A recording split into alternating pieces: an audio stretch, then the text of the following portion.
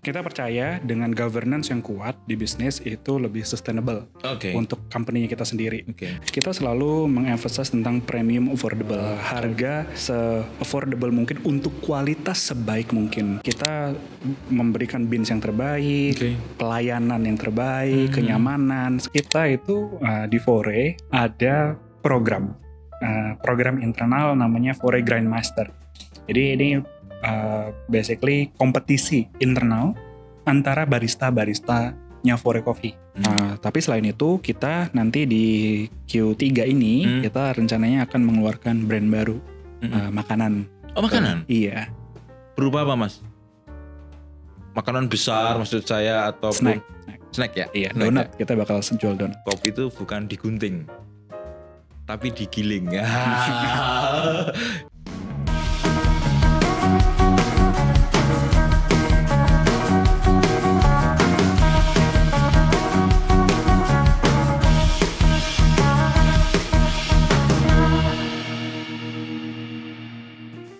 Siapin kopi kalian, kita ngomongin kopi bareng Don Juan sekarang ini dengan salah satu brand ternama lah karena memang tahun lalu membuat sensasi yang luar biasa menurut saya bareng Fore Coffee. Bener nggak Mas Fahmi saya nyebutnya Fore ya? Fore. Ya, ini ada Mas Fahmi Rahmatullah. Kalau pakai Mas Fahmi Rahmatullah saya ingat pamretnya berita1.com. Sukri Rahmatullah. Tapi sekarang dengan Mas Fahmi Rahmatullah, Direktur Strategi Fore Cafe. Apa kabar Mas? Baik, makasih. Udah minum kopi Mas? Udah. Penggemar kopi nggak? Jangan-jangan orang Fore tapi nggak suka minum kopi? Suka Hampir tiap hari. Hampir tiap hari? Tapi Americano. Americano? Oh sama. Gitu. Kalau Americano saya sukanya yang Mas, yang Arabica. Kalau Robusta, kalau Americano, bener nggak Mas? Iya, tergantung orangnya. Tergantung orangnya ya. Saya juga sukanya yang Arabica. Arabica kan? Ya. Nah, binsnya yang Arabica. Mas, kalau berbicara Fore, tahun lalu kan menurut saya memberikan gebrakan yang luar biasa. Kebetulan salah satu konsultan Fore itu teman saya. Jadi saya kemarin kontak teman saya. Nggak usah sebutin nanti teman saya gede kepalanya nanti. Tapi cukup strategis dan saya ngobrol kenapa harus IPO dan semuanya. Apa keinginannya dan saya ngincer Fore ini ajak ke Cuan Iki sama Don Cuan ini Mas. Moga-moga nanti kalau inspirasinya Fore ini bisa membuat cuan-cuan bagi orang yang pingin bisnis kopi. Sorry Mas, ini buntutnya nandal terus gitu loh. Karena harus pakai belangkon katanya Don Cuan. Alasan IPO Mas Fore, kenapa? Apa nyari duit di bank sudah nggak bisa atau gimana? Alasan IPO kenapa sih Mas? Iya, jadi salah satu alasan kita IPO itu kita melihatnya long term plan. Jadi kita melihat dengan kita melakukan IPO itu kita bisa mengemphasize governance lebih maju lagi, lebih kuat lagi. Kita percaya dengan governance yang kuat di bisnis itu lebih sustainable untuk company kita sendiri. Itu salah satu key point dari IPO itu sendiri. Tidak menutup juga kita juga membutuhkan dana untuk expand lebih lanjut, terutama di Indonesia, karena dari number of store-nya kita sendiri itu masih lumayan sedikit jika dibandingkan dengan beberapa brand lain, sedangkan pangsa pasar marketnya masih besar. Artinya kalau dengan IPO itu menunjukkan keseriusan dari Fore bahwa ini bisnis akan terus berjalan sampai ke depan dan sustain sampai ke depan. Betul, itu salah satu bentuk komitmen kita kalau kita itu serius untuk bisnis ini, untuk long term plan-nya. Karena seperti Don Juan yang tahu sendiri kalau kita udah IPO, pertanggungjawabannya kan lebih banyak, compliance-nya lebih banyak. Nah, itulah bentuk salah satu answer kita untuk kalau kita serius untuk di sini long term. Iya, kalau mungkin teman-teman nggak tahu kalau IPO itu ngambil duit dari masyarakat, kenapa tadi dibilang governance-nya harus bagus karena harus report duitnya. Itu lumrah lah. Ketika kalian invest di teman kalian harus report uangnya dipakai untuk apa, hasilnya seperti apa, rugi atau laba. Itu maksudnya seperti itu. Nah, kalau sudah itu berarti kan seriusnya luar biasa ini Fore. Mas, tahun 2018 kan mulai berdiri. Betul, Agustus 2018. Alasannya apa Mas waktu itu bisnis kopi? Jadi konteksnya pada waktu itu di negara lain, negara China, itu Luckin Coffee lagi naik banget. Oh gitu? Pada waktu itu, iya. ada beberapa brand tapi rata-rata dari luar yang memang sudah punya presence cukup lama di Indonesia. Tapi kita di situ melihat ada peluang nih untuk brand lokal membawa beans juga dari lokal di empower lebih gitu loh. Nah, maka dari itu kita lihat ada peluang itu, kita buat Fore. Kalau lihat marketnya waktu itu Mas, jadi cukup besar ya atau gimana? Udah cukup besar. Terus memang dari awal itu Fore mempositionkan kita itu berbeda dibandingkan beberapa brand. Bisa dilihat nanti kalau kita ke store Fore itu dari ambience-nya lebih beda dibandingkan yang lain. Kalau pada waktu itu mungkin lebih tone-nya lebih dark, kita lebih putih gitu kan ya. Terus hijau, terus jadi memang targetnya memang dibuat berbeda dibanding yang lain. Kalau Mas Fahmi ngelihat gabung ke Fore ini dari 2018 atau sebelumnya Mas Fahmi juga menggeluti di bidang yang sama? Saya gabung ke Fore-nya tahun lalu. Jadi sebelumnya belum di F&B, saya background-nya di investment. Investment? Iya. Oh makanya terus Mas Fahmi masuk terus IPO ya Mas ya? Salah satu strateginya gitu kan? Hal yang lumrah dong, sebuah perusahaan kan? Kita melihat beberapa peluang lah. Oke.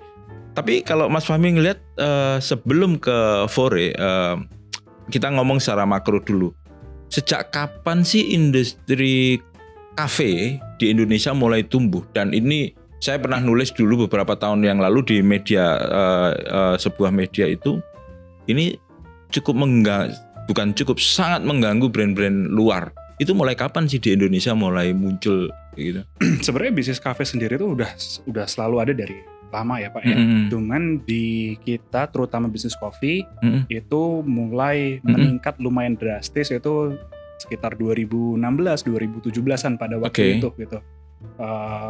Kalau diingat pada waktu itu lumayan banyak lokal brand yang sedang disorot karena mengeluarkan inovasi-inovasi yang menarik ya. Kalau dulu kan kita tahu kalau kopi misalnya kopinya tubruk atau kopi sama misalnya creamer. Nah, yang pada zaman-zaman itu dikeluarkanlah menu-menu dengan campuran-campuran yang baru. Misalnya waktu itu yang terkenal misalnya dengan kopi ditambah gula aren kayak gitu. Nah, dari situlah mulai bisnis chain kopi itu mulai makin menjadi katalis waktu itu, jadi makin banyak. Nah, sempat ada kekhawatiran beberapa waktu itu bahwa ini hanya semacam musiman, bahwa F&B banyak makanan-makanan ataupun minuman-minuman yang musiman. Dan sempat waktu itu ya cukup musiman juga, bahkan teman saya waktu itu di sebelum tahun 2016 bahkan mungkin di awal-awal 2010-2009 itu mendirikan kopi, terutama kafe, terutama di wilayah yang menurut saya bukan kafe, yaitu di Solo. Solo kan budaya ngeteh kan gitu. Cukup berani dan cukup sukses juga. Dan saya waktu itu sempat khawatir, ini hanya musiman. Ternyata enggak juga ya Mas. Ya, karena ternyata enggak juga. Kayak cappuccino cinco itu kan, ya enggak? Musiman kan, habis itu udah enggak ada lagi. Es teh Solo ini bentar lagi paling tahun depan udah enggak ada lagi nih. Ya. Kalau kopi kayaknya lebih long term ya, lebih lama. Karena kopi itu juga udah jadi culture juga di kita di Indonesia. Cuman beda bentuknya. Kalau dulu lebih banyaknya kopi sachet. Terus tadi yang kopi yang lebih tradisional, kopi tubruk. Tapi sekarang dengan varian lebih banyak, anak-anak mudanya mungkin dulu nggak begitu suka kalau pahitan doang. Sekarang dengan varian yang banyak dicampur tadi gula aren, campur misalnya pandan segala macam, itu menjadi makin banyak yang mau nyobain gitu. Jadi untuk culture coffee sendiri itu dari dulu sebenarnya sudah ada, cuman dulu bentuknya mungkin lebih banyak yang terkenal itu sachet, tubruk. Sekarang udah variasi udah banyak.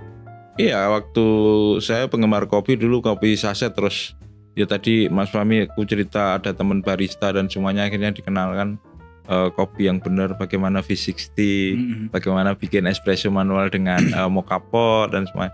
Sampai sekarang punya mesin sendiri yang kecil untuk bikin espresso dan semuanya.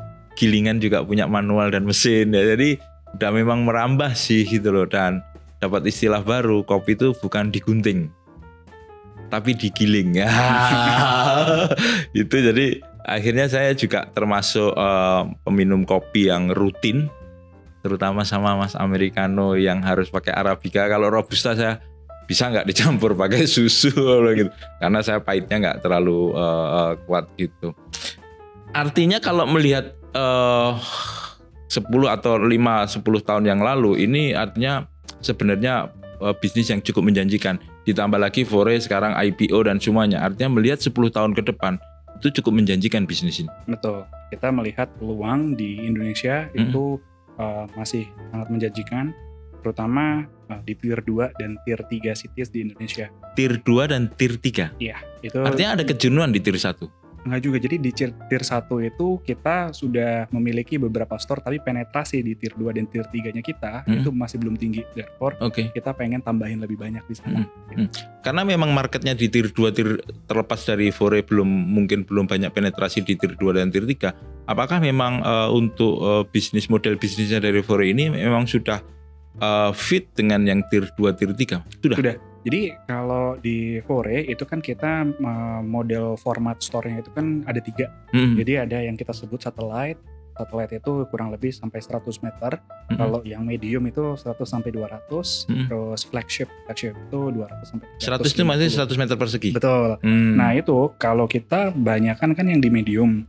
Nah itu rata-rata tuh banyak seating areanya. Nah jadi kalau di hubungannya ke Tier 2 dan Tier 3 itu waktu customer kita datang ke Tier 2 dan di Tier 3 itu mereka bisa duduk bareng sama family, sama teman. Jadi ada tempat destinasi baru untuk mereka ngobrol segala macam, dan yang nyaman. Karena kita juga emphasize store-nya kita untuk membuat senyaman mungkin, sebaik mungkin. Tadi cozy, warnanya juga enak, nyaman, dingin, bersih, wifi juga bagus gitu. Mas, beberapa kan cukup banyak ini pesaing-pesaing dari Fore dan semuanya. Apa sih yang kalau sudah mau IPO dan berpikirnya sustain, bahkan melihat market 10 tahun ke depan masih cukup bagus, apa yang membedakan? Diferensiasi apa yang dibedakan oleh Fore terhadap kompetitor yang lainnya? Kita selalu mengemphasize tentang premium affordable kalau di Fore. Apa itu premium affordable? Premium affordable itu kita mencoba memberikan harga affordable mungkin untuk kualitas sebaik mungkin. Jadi kita memberikan bins yang terbaik, pelayanan yang terbaik, kenyamanan segala macam. Itu salah satu key selling pointnya kita. Kenapa tadi disebutkan kan bin lokal yang pengen dipakai gitu loh? Apa sih kelebihan bin lokal dari Indonesia dibanding bin-bin yang lainnya? Variasinya banyak banget, Pak. Variasinya banyak banget. Bisa dikatakan variasi bin di Indonesia itu paling banyak atau gimana? Kalau paling banyak sih mungkin nggak juga ya Pak. Nggak juga ya. Cuman untuk brand kita itu kombinasinya itu paling cocok untuk resep-resepnya kita gitu. Jadi campuran-campuran dari Bali, dari Toraja itu cocok kalau untuk di minuman-minumannya kita gitu. Mas, kalau berarti kerjasama dengan petani-petani kopi di Indonesia, di daerah yang paling banyak daerah mana aja? Kita sekarang nggak langsung direct sama petani, karena dengan jumlah yang kita butuhkan itu secara logistik cost-nya belum masuk hitungannya. Jadi kita bekerja sama beberapa supplier yang mengambil dari petani-petani tadi. Tapi request khusus dong, kopi sejenis apa dan apa? Iya, kita pakai ada Arabica, ada Robusta juga kita juga pakai. Nggak riskan yang kayak gitu Mas, ketika tidak bisa menguasai langsung supply chain gitu? Untuk sekarang itu lebih masuk akal untuk kita melakukannya dengan bekerja sama supplier dulu. Tapi tidak menutup kemungkinan ke depannya kita bisa juga bekerja sama langsung dari petani. Walaupun misalnya mungkin belum 100% ngambil di sana, baru sebagian gitu. Gitu ya. Artinya masih menggunakan supplier. Mas, boleh tahu kebutuhan dari Fore itu berapa besar biji kopi dalam sebulan? Lumayan banyak Pak, tontonannya gede sih sebenarnya. Tontonannya gede ya? Iya, kita karena kan store-nya sekarang juga sudah lebih dari 230, terus tiap bulan juga kita masih tambahin terus. Jadi terus meningkat sih kebutuhannya dari kita. 230 itu banyak di Tier 1 berarti sekarang? Kita splitnya sih sekarang udah mendekatin sekitar mungkin 40-60, 50-50 gitu.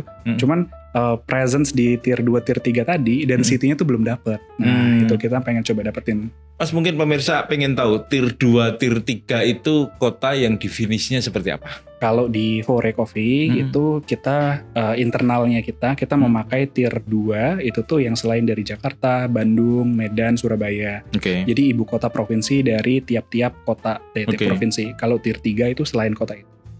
Berarti kayak Semarang gitu masuk tier 2 ya. Yes. Palembang tier 2. Makassar masih tier 2. Kalau tier 3 second city setelah itu ya Klaten, Solo itu masih tier 2. Jadi tapi kualitasnya sama kan Mas? Sama. Kita Fore selalu mengemphasize standarisasi kualitas kita. Dimanapun kotanya, dimanapun store-nya itu kita jaga sama. Artinya teman-teman yang ada di kota-kota tadi tier 3, tier 2 nggak usah khawatir. Beli Fore di Jakarta sama dengan yang di Klaten atau di Solo ya Mas ya? Betul. Kualitasnya sama. Dan bagaimana sih menjaga antara rasa di Jakarta, rasa di Solo, di Palembang itu sama, itu strateginya Fore seperti apa? Kita menerapkan SOP yang rigid, yang strong. Jadi setiap store itu udah ada SOP yang clear dan kita punya training center juga untuk melatih barista kita biar bisa mengikutin SOP yang kita punya. Itulah cara kita mengkontrol kualitas dari tiap-tiap store yang kita punya. Tapi itu bukannya butuh effort yang gede banget Mas untuk bisa menjaga. Ya sedikit cerita, saya dulu juga di media ada pengembangan daerah itu, untuk saya pengen seperti itu tuh sulitnya minta ampun gitu. Apa kunci dari Fore untuk bisa membuat strategi itu berjalan dengan baik? Selain dari penerapan SOP yang dijaga dengan baik, kita juga ada fungsi kontrolnya. Jadi di head office kita juga punya tim untuk ngecekin gitu. Jadi berkala kita cekin setiap store yang ada, apakah sudah sesuai, apakah masih sesuai, apakah butuh training tambahan. Itu key-nya di situ. QC-nya berarti cukup ketat ya? Yes. Perlu nggak misalnya Fore buka di Makassar dan semuanya, perlu nggak perlibatan dari pusat sampai mensupervisi beberapa bulan untuk pendampingan itu? Kalau misalnya untuk membuka di lokasi baru, untuk visibility study-nya masih kita bantu dari pusat. Jadi kita kirimkan tim juga untuk melihat apakah pertama lokasinya sudah sesuai, terus saat dijalankan juga apakah sudah sesuai dengan standar-standar yang kita punya, dan nanti setelah dijalankan setelah beberapa lama pun kita masih kontrol terus. Nah, kalau berbicara tentang kualitas, rasa biar sama dan semuanya, dan beberapa daerah mempunyai kekhasan kopi masing-masing, supply chain-nya seperti apa? Apa tetap harus dikirim bahwa beans itu yang sudah dikemas sedemikian rupa oleh Fore itu dikirim ke daerah masing-masing atau gimana? Yes, jadi kita di Fore itu memiliki beberapa warehouse. Nah, jadi setiap raw material kita itu dikirimkan ke warehouse tersebut. Ada warehouse yang misalnya di Pulau Kalimantan, ada yang di Pulau Jawa, ada yang di Pulau Sumatera. Itu setiap warehouse itu bisa mengcover daerah-daerah di sana. Nah, dari sana itulah beans-nya nanti akan dikirimkan ke tiap-tiap store kita. Untuk menjaga kualitas itu ya. Rumit juga loh, tapi ya memang kalau memang pengen sustain memang harus seperti itu. Dan saya selalu ingat bahwa bisnis itu yang dijual itu sebenarnya value-nya. Ketika value-nya itu dapat, sustain, lo tinggal ngambil cuannya bro. Mas, kalau tadi pengembangan dan semuanya brand pengennya lebih sampai ratusan, bahkan mungkin Fore mengakui bahwa masih jauh tertinggal dengan kompetitor untuk jumlah outlet dan semuanya kan Mas. Strategi apa sih? Kalau tadi katanya waralaba, enggak, kemitraan seperti apa sih dengan mungkin orang yang pengen bisnis ini tapi tidak punya kemampuan itu? Fore bisa membantu apa atau gimana Fore untuk pengembangan ini? Jadi kalau bisnisnya model Fore yang sekarang itu kita biasanya tuh rental normal. Jadi kita mencari lokasi. Setelah kita lihat lokasinya, kita melakukan visibility study. Kalau visibility study ya cocok, itu kita rent. Jadi kita sekian tahun kita bayar. Itu model utamanya kita cari terus di situ. Karena juga kemarin kita baru selesai IPO, jadi dananya kita gunakan untuk expand lebih cepat dengan cara rental langsung kita yang kontrol. Artinya ke depan berarti dimiliki sendiri oleh Fore ya? Iya, Fore memang udah dari dulu selalu mengemphasize untuk dimilikin sendiri. Cuman sekarang dengan adanya uang tambahan dari IPO ini, kita bisa lebih cepat lagi membuka store-nya. Termasuk sebelum IPO memang model bisnisnya seperti itu, Mas? Di model IPO, sebelum IPO juga kita sebenarnya ada model yang lain. Pada waktu itu kita masih jalan sebenarnya sampai sekarang. Itu rental revenue sharing model, cuman ini lebih banyakannya itu sama mall. Gitu. Jadi basically kita bagi hasil lah untuk menggantikan sewanya gitu. Itu tetap masih berjalan sampai sekarang. Cuman ya tadi balik lagi kita mengemphasize-nya untuk di sekarang ini kalau bisa kita sewa, ya udah sewa dulu. Sewa aja gitu ya. Kelebihan dan kekurangannya apa Mas bisnis dibanding misalnya waralaba atau apa sehingga penetrasinya akan lebih ketat kelebihan semuanya? Setiap bisnis model itu ada plus minusnya. Cuman kalau di bisnis model kita yang selalu kita coba tekankan dengan kontrol langsung, dengan memiliki langsung kita mencoba untuk menjaga kualitasnya itu dengan sebaik mungkin. Karena tadi kita yang manage sendiri, kita yang kontrol sendiri, kita semuanya melakukan itu sendiri gitu. Kita melihat itu salah satu key point-nya kita juga untuk memberikan kualitas yang sama, standarisasinya sama di setiap produk yang ada. Berarti sentralis banget ya Mas ya? Iya, sentralis banget ya untuk strategi standar pelayanan dan semuanya itu memang sama semuanya yang pengennya. Itu waktu IPO kok bisa oversubscribe banyak banget apa Mas strateginya Mas? Iya, jadi diolah-olah macam-macam tuh Mas. Beberapa faktor ya pada Mas Fahmi melihatnya apa? Karena memang ini mungkin euforia dari pasar ataupun investor yang pengen melihat, wih surprise juga ini, nyoba deh naruh uangku di bisnis kopi dan semuanya. Apa kalau melihat seperti itu? Ada beberapa faktor. Salah satunya ya market yang memang ada marketnya gitu loh. Marketnya masih bertumbuh, jadi peluangnya itu masih besar. Terus ditambah lagi kita itu salah satu brand kopi yang fokusnya di satu brand pada waktu itu yang sudah melantai dahulu. Sebelumnya yang benar-benar fokusnya di kopi sendiri itu belum ada gitu. Jadi ada peluang di situ juga gitu. Jadi antara kita melihat ada peluang di market yang masih bertumbuh, terus kita brandnya juga sudah lumayan dikenal, jadi orang mungkin makin tertarik gitu ya untuk invest ke kita. Menurutku cukup jeli juga ketika brandnya kan taruhannya, tapi taruhannya besar juga. Kalau memang brandnya tadi belum terlalu besar, ini siapa, itu mungkin orang akan ragu-ragu kan. Dan banyak mungkin belum tahu bagaimana bisnis kopi ke depan 10 tahun ke depan. Karena mungkin bagi investor, ya ini tadi saya katakan tadi, karena banyak melihatnya mungkin F&B beberapa kan musiman dan semuanya, khawatir itu kan. Kalau berbicara ketika IPO berarti ini udah long term seperti apa? Ini jangan-jangan hanya nyari duit aja terus habis itu bisnisnya nggak jelas. Ternyata cukup diminati ya, cukup luar biasa menurut saya gitu loh. Untuk mempertahankan kepercayaan ini seperti apa Mas? Itu kita tetap menjaga konsistensi kita untuk masalah operasional tadi. Terus kita coba, walaupun kita coba expand lebih agresif, kita tetap sangat berhati-hati dalam memilih lokasi.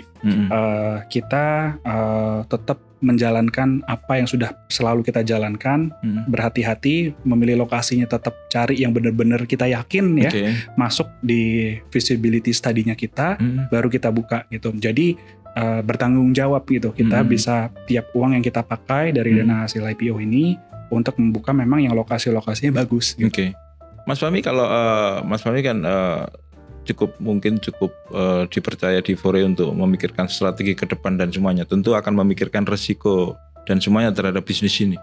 Apa sih resiko yang paling besar di bisnis ini, Mas? Raw material itu kalau dilihat ya, terutama beans itu kan komoditas. Itu harganya tuh fluktuatif gitu ya. Terutama beans coffee ini beberapa tahun terakhir ini harganya kan meningkat. Cuman di kita memiliki cara. Jadi kita mencoba melakukan kontrak dengan supplier kita. Jadi kita kontrak harga dan volume untuk 1 tahun. Jadi kita mencoba melindungi atau hedging di volatility harganya di situ. Itu sih salah satu faktornya untuk resiko yang ada di sini. Cuaca dan semuanya itu kan juga sangat mempengaruhi. Gagal panen iya, jadi kalau misalnya ini kan hubungannya kalau gagal panen jadi harga beansnya naik turun gitu kan. Itu sempat mengalami itu Mas? Sempat kita juga kan sempat. Cuman ya tadi karena kita memang sudah cukup lama menggunakan sistem kontrak ini, jadi kita bisa meminimalisir dari volatility harganya. Berarti artinya manajemen risiko itu juga hal itu menjadi penting di kopi ya, karena cukup ngeri-ngeri sedap juga kalau. Tapi avoid risiko, ada yang di avoid, ada yang dihadepin, ada yang dihadepin tapi bagaimana meredam ini biar tidak berdampak terlalu strategi itu tetap harus dijalani ya. Betul. Ketika misalnya gagal panen dan semuanya, apa yang dilakukan kira-kira Fore untuk itu? Ya kita tetap mau kan beans kita kualitas kita nggak turunkan. Jadi ya kita tetap beli, tetap masih dengan apa sama lah biasa kita nggak ganti. Cuman ya mungkin variannya kita coba tambahin gitu. Terus harganya mungkin kita bisa adjust. Nah itu juga salah satu kelebihannya kita untuk beberapa produknya kita yang memang sudah punya loyal customer itu kita bisa coba jaga harganya gitu. Jadi sewaktu-waktu jika memang sudah dibutuhkan untuk dilakukan kenaikan harga ya kita bisa naikkan gitu. Misalnya untuk meminimalisir dari kenaikan harga raw material. Mas, kelebihan dari IPO salah satunya adalah meningkatkan revenue dan profit dari Fore. Sampai seberapa besar sih Mas? Untuk berapa persen peningkatannya waktu itu? Kita kan IPO-nya baru banget nih. Baru banget. baru berapa bulan ya, belum 1 kuartal nih.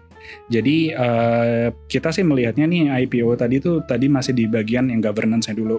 Kita melihat untuk dengan banyak kita punya compliance yang harus kita lakukan, standar operasi yang kita harus perbaikin lebih lanjut, itu bakal kelihatan efeknya nanti mungkin di bagian mid term atau di long termnya gitu ya.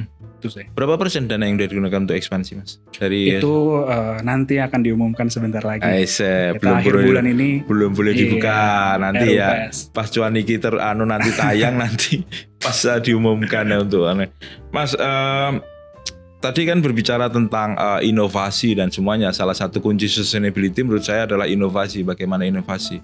Dan ketika centralized ini akan menurut saya ya, sepemahaman saya, nanti Mas Fahmi monggo aja kalau mengkoreksi itu nggak benar nggak apa-apa juga. Akan menghambat salah satunya inovasi itu karena ada centralized ini, karena harus didirect dan semuanya gitu loh. Bagaimana menumbuhkan budaya inovasi di Fore agar ini tetap sustain dan semuanya? Jadi kita itu di Fore ada program internal namanya Fore Grindmaster. Jadi ini basically kompetisi internal antara barista-baristanya Fore Coffee gitu. Di sana mereka di empower untuk meng-create produk-produk berdasarkan imajinasinya mereka di situ. Jadi ini udah masuk kemarin udah tahun kedua, ini harus tahun ketiga. Di situ kita melihat kreativitinya untuk apalagi nih produk-produk dari kita mendengarkan dari suara-suara baristanya kita di situ. Itu sih. Hasil nyata dari Grandmaster itu apa Mas? Jadi mengeluarkan produk apa mungkin bagi Fore? Udah ada belum? Di sini contohnya jadi gini, kalau di Grandmaster itu misalnya beberapa pemenangnya itu mereka memiliki kesempatan untuk jenjang karir yang lebih cepat. Jadi ada beberapa nih contohnya mereka passionate-nya tuh di bagian L&D, Learning and Development. Jadi mereka pengen ngajarin barista-barista kita yang lain untuk standar yang lebih bagus itu harus gimana. Contribution-nya bisa di situ. Atau ada beberapa barista yang pengen tertariknya misalnya untuk di bagian marketing, karena mereka misalnya melihat atau mendengar dari konsumen langsung kira-kira yang works itu bagaimana. Nah, jadi contribution-nya bisa berbagai bentuknya, nggak cuma selalu dari produknya langsung. Mas, berbicara tentang inovasi tadi, inovasinya tadi kan melakukan Grandmaster dan semuanya. Tentu ada harapannya, ada inovasi-inovasi baru agar ini memberikan, kalau market tuh ketika naik turun gini, dulu kalau belajar tentang manajemen tuh harus tendang dulu dengan inovasi, naik lagi gitu. Ada nggak sih inovasi-inovasi tadi Grandmaster mungkin yang dilakukan oleh Fore masuk ke tahun ketiga ini yang benar-benar bisa menghasilkan produk yang menghasilkan menambah value dari Fore? Iya, jadi kita tetap selalu mengkurasi ide-ide yang dari barista-barista kita tadi. Kalau memang sudah mencapai titik yang sesuai secara keekonomian, terus secara logistik wise-nya juga bisa dilakukan, pasti langsung kita lakukan sih. Gitu. Ada target-target nggak setiap tahun harus mengeluarkan inovasi atau produk baru agar dari Fore sendiri itu kita mencoba setiap tahun mengeluarkan 9 sampai 12 SKU baru. Jadi varian-varian minuman baru. Jadi kurang lebih per 3 bulan kita coba keluarin 2 sampai 3 lah yang baru-baru gitu. Tapi semua nggak sukses kan, Mas? Ada yang mungkin fail, ada yang benar. Jadi kita sebutnya itu seasonal. Jadi kita kalau nanti kan kita R&D-nya tiap hari nih. Tim R&D itu selalu melakukan test trial, benchmarking, terus membuat produk. Jadi terus dilakukan. Jadi kita punya yang namanya seasonal tadi. Jadi seasonal itu sementara. Nah, jadi ya tadi minuman-minuman baru ini kita jual untuk di sementara waktu, terus nanti dari 3 bulan kita sambil kita lihat nih performance-nya. Kalau memang performance-nya bagus sekali, ya kita bisa buat itu permanen gitu. Contohnya nyatanya itu salah satu produk yang sekarang paling top di kita itu disebutnya butterscotch sisal latte. Itu dulu dari seasonal awalnya, terus benar-benar sukses sekali. Akhirnya kita jadikan itu permanen. Sisal latte itu pertama dari Fore? Enggak, kalau bener-bener awalnya banget enggak kita mendapatkan inspirasi dari berbagai pihak. Cuman kita cukup berhasil membuat itu menjadi lumayan terkenal di Indonesia. Dan brand yang lain juga pakai sisal latte. Apa yang baru sisal latte dan semuanya? Candaan kita adalah ya dikasih garam laut ulang gitu kan gitu. Tapi cukup unik juga gitu loh. Kadang saya kalau pengen variasi, pengen bosen dengan americano, memang latte atau cappuccino yang untuk itu sih gitu. Artinya inovasi itu terus didorong. Karena salah satu kunci sustainnya adalah inovasi terus kan. Betul. Kita tetap harus mengeluarkan produk-produk baru yang disukain sama customer kita. Makanya itu kita rutin melakukan benchmarking. Kita tim R&D-nya selalu membuat produk-produk trial error. Dan kita rutin juga mengeluarkan produk-produk tadi seasonal tadi biar selalu ada varian baru untuk customer kita. Mas, banyak istilah-istilah atau cara menyeduh kopi itu bukan dari negara-negara yang memang mungkin penghasil biji kopi atau semuanya. Let's say kita ngomong espresso, americano, latte, cappuccino, piccolo atau long black, itu kan gaya-gaya atau V60 dan gaya-gaya dari negara-negara. Ada nggak sih lokal Indonesia, kalau Fore ini ngomong agak melenceng sedikit. Indonesia itu gayanya apa? Tubruk itu ya Mas ya? Yang paling tradisional di kita dari dulu emang itu tubruk. Tubruk. Jadi, ya basically itu kopi yang di grind agak kasar, terus habis itu diseduh sama air panas. Air panas ya. Jangan terlalu panas gitu. Jangan 100 derajat ya. Betul. Turun. Gitu. Itu yang lokal. Kalau Turki kan pakai pasir gitu, apa itu? Kalau dia pakai pasir itu kan ya, terus dituang itu jadi panas. Aku nggak tahu pasirnya, jangan-jangan di dalam pasirnya ada apinya atau nggak tahu kadang. Ada nggak kemungkinan, kalau harapannya saya sih ke depan Fore menjadi nanti menemukan ramuan tersendiri apa yang khas dan akan jadi sustain, karena latte, americano, espresso, apalagi long black itu kan sebenarnya Kak panjang banget ini, nggak ada. Didoakan saja Mas, kita selalu mengeksplor hal-hal baru. Semoga kita bisa menemukan metode yang baru ya untuk yang bisa dilihat. Ini Indonesia banget gitu. Mas, Mas Fahmi berkaitan dengan ini sistem penjualannya. Saya lihat ada yang online, ada yang offline. Itu seperti apa sih Mas? Cara-cara jualannya? Jadi kalau di Fore itu kita simpelnya ada 2. Jadi yang datang langsung ke toko atau walk-in itu offline. Terus yang kedua tadi yang online tadi. Online-nya itu kalau di kita juga ada pembagiannya. Kalau kita kan ada yang pakai internal apps-nya kita. Dan satu lagi yang kita kerjasama sama third party agregator gitu marketplace dan semuanya ya. Betul, itu. Ya kalau di Fore itu kita lumayan rata contribution-nya. Jadi kalau untuk yang dari offline atau walk-in tadi itu 30-40%. Terus sisanya tadi kebagi antara apps-nya kita sendiri dan yang satu lagi tadi dari third party agregator ini. Pertanyaannya, kenapa harus pakai bikin sendiri? Bukankah sekarang banyak marketplace yang bisa ada kerjasama dan semuanya? Data. Jadi kalau kita memiliki data is new oil sendiri, itu kita memiliki data tentang customer kita bisa coba customize. Jadi apa yang mereka suka, kebiasaannya bagaimana. Jadi kita bisa mencoba untuk customize dari promotionnya, terus produknya itu sendiri, apa yang mereka paling sukain. Sekarang yang aktif di aplikasinya untuk Fore sendiri berapa banyak, Mas? Cukup banyak. Kita ada yang download itu sudah lebih dari 1 juta. Oke. Penggunanya cukup banyak ya. Kita Yang aktif? setiap bulannya itu ratusan ribu ada untuk menggunakan apps-nya Fore Coffee tadi. Terus kita juga di apps-nya itu punya opsi nih. Jadi kalau misalnya pengen ngantri itu kita pakai apps, pesen dulu. Misalnya masih di kantor, masih di rumah, nanti tinggal ngambil gitu. Nah, dapat notifikasinya di toko-toko yang mau di terdekatnya tadi. Oh gitu, yang terdekat ya. Kita sambil jalan ini nanti aku ambil. Di lobi kantor itu ada Fore Coffee, itu kita misalnya pas masih di rumah kita pesen dulu, nanti pas udah sampai tinggal ngambil. Kelebihannya itu kalau kita pakai aplikasi sendiri. Salah satunya bisa kita skip queue. Selain itu ya pasti kita juga ada poin untuk misalnya kalau misalnya beli nanti ada reward point yang bisa ditukarkan ke produk-produk kita juga gitu. Tapi itu tujuannya salah satunya adalah data sehingga kita tahu, bisa mencoba customize sih. Kita bisa mempelajarin apa sih sebenarnya yang disukain sama customer kita. Customer behaviornya ke capture dengan enak dan kita Fore bisa melayani customer dengan baik. Betul. Ya. Gitu. Artinya kalau data offline gitu nggak bisa dipakai, Mas? Kalau data offline ya bisa dipakai bisa. Cuman kalau kita pakai datanya dari apps-nya kita itu lebih terstruktur langsung kan, langsung kelihatan patternnya. Kalau di offline itu stepnya lebih panjang. Kita mendapatkan infonya dari barista-barista kita, terus kita baru kumpulkan, kita analisa lebih lanjut gitu. Cuman kalau tadi dari apps kan langsung kan, langsung interaksinya behaviornya langsung ke apps, bisa langsung kelihatan. Gitu. Yang punya kayak gini kompetitor ada nggak, Mas? Ada, beberapa kompetitor juga sekarang sudah mulai memakai internal apps-nya juga. Mulai menggunakan ini. Kalau Fore sudah sejak kapan? Kita dari awal. Kita dari awal itu memang udah emphasize untuk data itu penting. Jadi kita dari awal itu nggak lama dari kita berdiri kita langsung buat apps kita.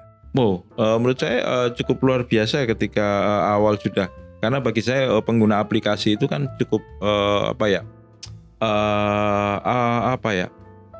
cukup pribadi. Artinya gimana? Saya pengen ini karena saya punya kepentingan. Kalau sudah download itu berarti kan dia udah engage banget. Gitu ya, Mas ya. Kisarannya seperti itu. Artinya riset dan data begitu sangat menjadi penting bagi Fore ya. Selama ini dari awal, kalau Mas Fahmi nanya-nanya pendirinya, kenapa dari awal seperti itu memang pengennya data itu aja ya? Iya, data itu penting sih untuk kita bisa mencoba melayani dengan lebih baik tadi. Dari bentuk menawarkan produk yang emang lebih disukai yang mana, terus promotionnya yang lebih sesuai, karena setiap karakternya itu beda-beda Don Juan di tiap di customer kita gitu. Jadi kita bisa sesuaiin tuh. Jadi nggak semuanya equal 100% gitu. Kalau misalnya yang A lebih sukanya tipe promotion B, ya kita sesuaikan gitu. Nah itu kita bisa automate di situ. Ya kalian tuh harus menguasai data, cuan datang sendiri itu. Tapi ya datanya jangan cuma diliatin gitu loh. Istilahnya nanti kalau hanya diliatin nggak dianalisa ya percuma aja. Pokoknya jangan gaigo lah, gaigo. Tahu gaigo nggak? Garbage in, garbage out. Nah, sampah yang masuk, sampah yang keluar. Artinya ketika data kalian benar, analisanya bagus, akan pasti saya yakin pasti akan mendapatkan cuan. Mas, ke depan pengembangannya akan seperti apa? Apakah hanya di kopi aja atau mungkin ada yang lain? Saya dengar-dengar kok bisa diceritakan kok ada kerjasama dengan parfum itu gimana itu? Oh, ya itu lebih ke itu untuk brand activation. Brand activation aja. Kalau kita fokusnya memang untuk beberapa tahun ke depan kita fokus utamanya tetap menambah jumlah store kita di Indonesia. Tapi selain itu kita nanti di Q3 ini kita rencananya akan mengeluarkan brand baru makanan. Oh, makanan? Iya. Berupa apa, Mas?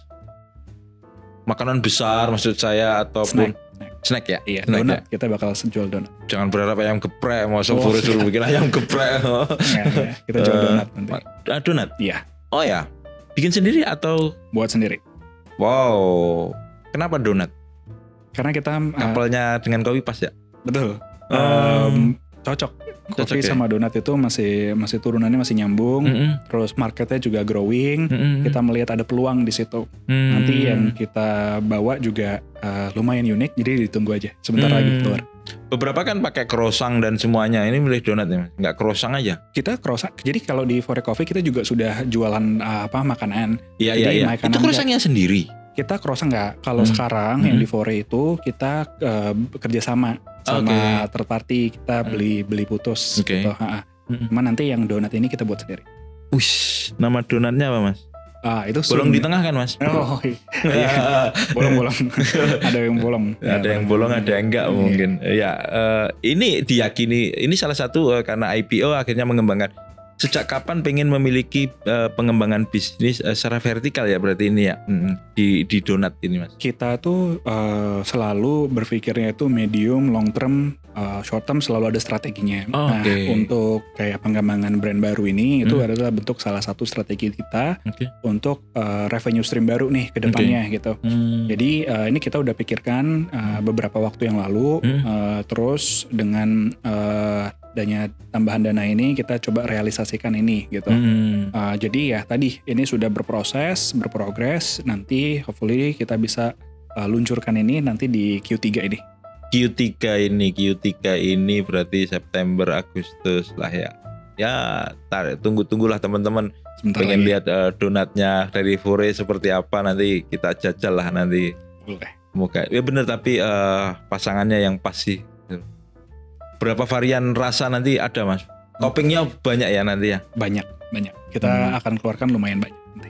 Yang khas Indonesia itu kan dicampur yang bubuk gula putih itu kan, di kopiok-kopiok kalau dulu kita beli. Iya, gula tepung ya itu namanya, gula tepung.